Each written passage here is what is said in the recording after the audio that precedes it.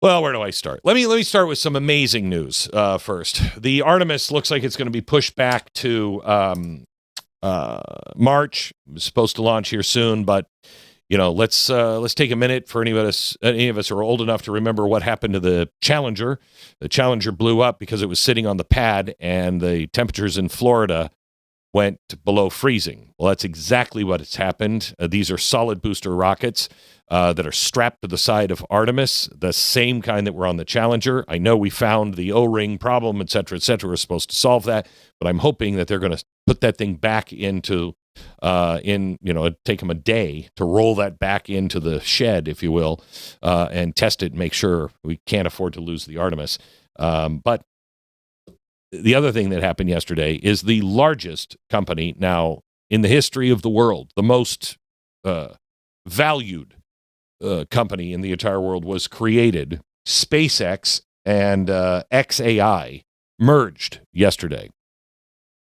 That makes them the most profitable, most expensive company in the entire world. And I have to tell you, when I heard that last night, I thought, gosh, I feel like it's 1910 and somebody said, you should invest in the Bell system.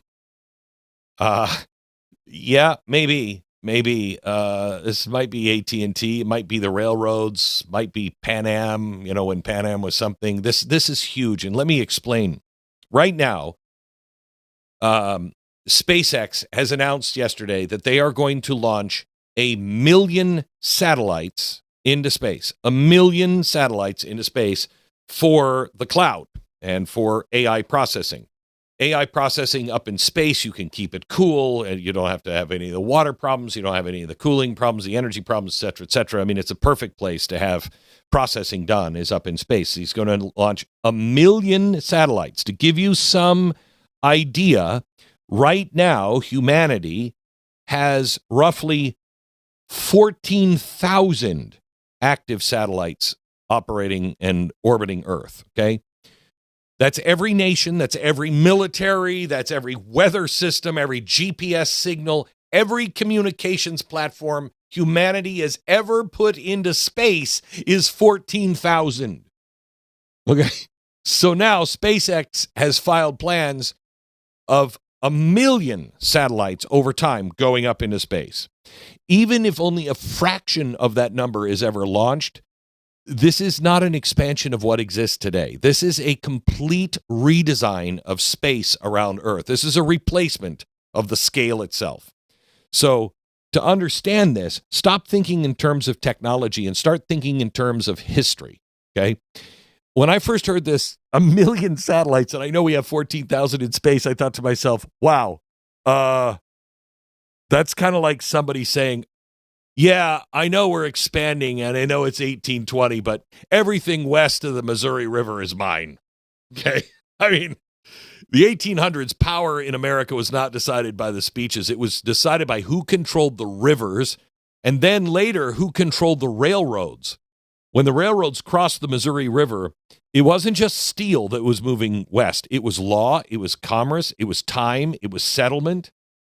So the cities lobbied for the railroads. Please put the railroad tracks by us. Cities died when the railroads bypassed them, okay? No one announced everything west of the river is ours. They didn't have to. They built it first, and then everybody else had to adjust around that. And that is exactly what Elon Musk is doing right now, except the frontier is not land, it's the sky.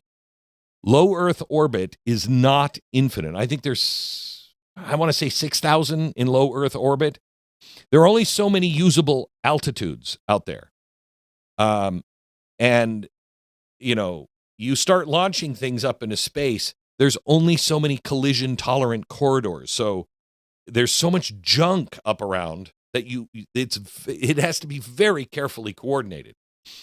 At small numbers, satellites coexist. At massive numbers, they define everything. You place tens of thousands or hundreds of thousands of objects into those corridors, you're no longer participating in space. You're designing and structuring it. Think of it this way. This isn't somebody claiming land west of the Rockies. It's closer to one company building every road, every bridge, every highway and say, everybody else can use them, but we built them first. Control doesn't require ownership. It requires scale. And that is what Elon Musk is very good at, scale. And this matters because for the first time in history, a private company is positioned to shape the planetary structure or infrastructure, a layer of infrastructure, faster than governments, cheaper than any nation, with replacement cycles measured in months, not decades. I mean, empires used to control land. Remember, I mean, this is exactly what the Vanderbilts did with the railroads. You know, they controlled the railroads. Navies controlled the seas. Nations controlled airspace. This is completely different. This is the normalization now of something entirely new. The sky itself becoming managed infrastructure. Okay? And history tells us something really, really important when this kind of stuff happens. Really important. People who arrive first, they don't just win. They set the rules that everybody else spends decades trying to renegotiate. So this isn't a warning. This is just an observation here. Every great power shift in history looks small right up until the time it doesn't. And by the time most people look up, the frontier is already gone. The other thing you have to understand, this is going to change our skies forever. You put 1 million, put 500,000, put 100,000 more satellites up into lower orbit space. It's going to change the look of the sky.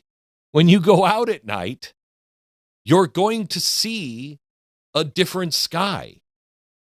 This is a game-changing announcement yesterday. Game-changing. I'm not sure I like it. I just want to point out it's massive.